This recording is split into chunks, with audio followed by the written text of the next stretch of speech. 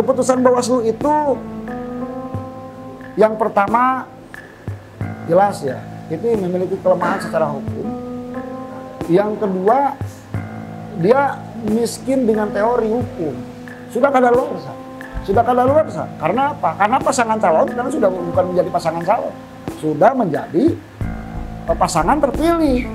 Kalau tidak melaksanakan itu, tidak bisa dipidana. Dari mana dasarnya? Gitu kan? Dari mana dasarnya?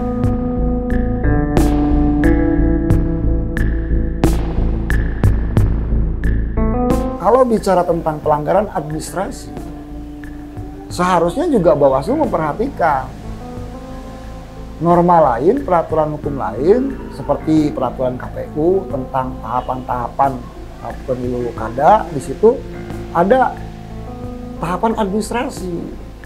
Jadi seandainya kalau memang seandainya ada satu laporan dan itu terkait dengan pelanggaran administrasi, seyogianya dia juga harus melihat tahapan administrasi. Artinya bahwa setelah ini dilakukan gelar, kalau di Bawaslu itu kan ada SG1, SG2.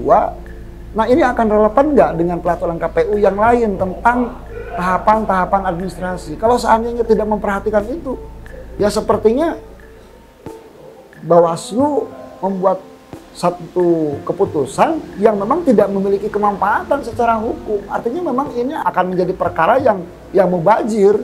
Dan itu tidak bisa dieksekusi, tidak bisa dilaksanakan oleh KPU.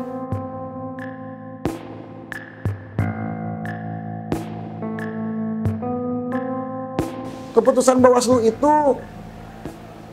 yang pertama jelas ya, itu memiliki kelemahan secara hukum. Yang kedua, dia miskin dengan teori hukum yang patut dipertanyakan oleh publik, oleh masyarakat Tasikmalaya. Karena memang mau tidak mau, keputusan ini juga, rekomendasi ini juga akan membuat silang pendapat yang dikhawatirkan justru menjadi konflik horizontal di masyarakat.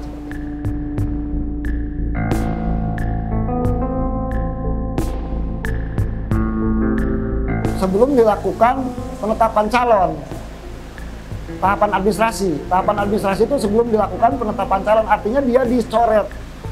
Jadi ada pelanggaran sebelum penetapan, ada pelanggaran dulu, setelah itu dilaporkan, sehingga pas begitu dia ditetapkan sebagai pasangan calon, dia dicoret, didiskualifikasi. Gitu kan? Nah kalau seandainya ini sudah melampaui itu, terus yang harus didiskualifikasi sekarang apa coba? Yang harus didiskualifikasi. Yang didiskualifikasi itu ada secara administrasi, adalah pasangan calon. Wong hari ini aja pasangan calonnya sudah tidak lagi menjadi pasangan calon. Pasangan calon itu adalah calon yang akan dipilih dan hari ini sudah terpilih. Terus lalu siapa yang menjadi pasangan calon hari ini? Sekarang ini kan pasangan calon ini sudah nggak ada. Secara administrasi pasangan calon itu sudah selesai, sudah menjadi calon terpilih atau tidak terpilih. Sementara rekomendasi itu bicara tentang pasangan calon. Nah, lalu siapa yang akan dihukum? Pasangan calon itu sudah nggak ada.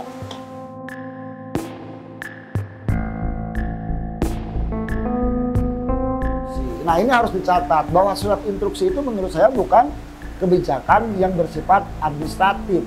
Itu bukan kebijakan dalam kualifikasi sebagai administrasi negara. Yang dimaksud dengan kebijakan administrasi negara itu adalah yang bersifat individual dan final. Nah itu kan tidak bersifat individual. Itu semacam instruksi ini untuk disegerakan. Nah ini kan untuk semua orang. Kalau individual itu menunjuk pada satu atau dua orang. Sementara ini bersifat umum. Nah ini juga harus diterjemahkan kembali. Yang dimaksud dengan kebijakan di sini adalah apa?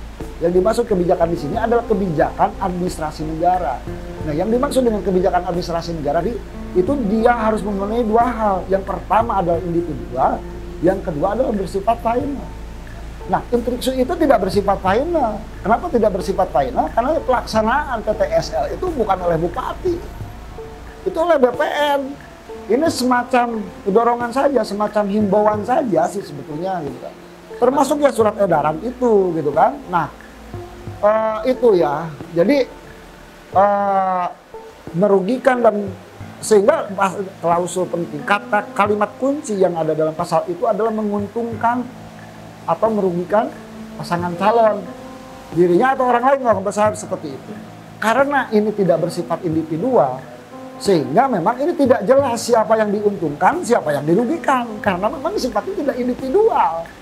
Saya dengar-dengar juga ada dari pasangan calon lain juga yang memproses sertifikat wakaf seperti itu. Dan itu sangat dimungkinkan karena ini tidak bersifat individual.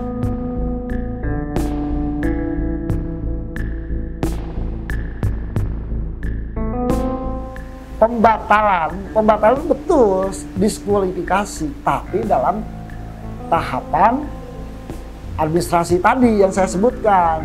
Nah, kalau memang tahapannya sekarang ini bukan tahapan administrasi lagi, ini sudah masuk dalam pemilihan dan sudah ada berita acara penetapan perolehan hasil suara. Artinya keberatan terhadap itu, piranti hukumnya adalah gugatan di MK. Bukan lagi ini ranah Bawaslu gitu ya. Ini bukan lagi ranah Bawaslu untuk menentukan apakah ini ada pelanggaran atau tidak.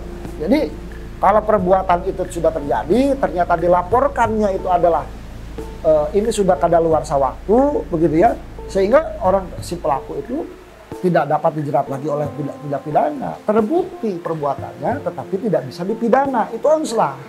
Persis hal ini saja. Perbuatannya terjadi, andai kata menafsirkan ya. Kalau saya menafsirkan tentang kewenangan itu tadi seperti itu. Tetapi kalau seandainya ini, oke lah, ini ditafsirkan bahwa kewenangan itu sudah memenuhi unsur, gitu. Tapi sementara waktu tahapan di lain pihak bahwa tahapan pemilu kada ini sudah bukan tahapan administrasi lagi, gitu kan? Sehingga ini adalah kadaluarsa, tidak bisa diterapkan, gitu. Itu. Jadi kadaluarsa di sini bukan kadaluarsa yang bersifat formil.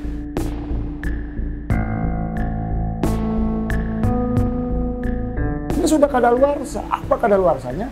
Bahwa pasangan calon itu sekarang sudah dipilih dengan sendirinya, bahwa itu sudah kadaluarsa. Karena apa? Karena pasangan calon karena sudah bukan menjadi pasangan calon, sudah menjadi pasangan terpilih.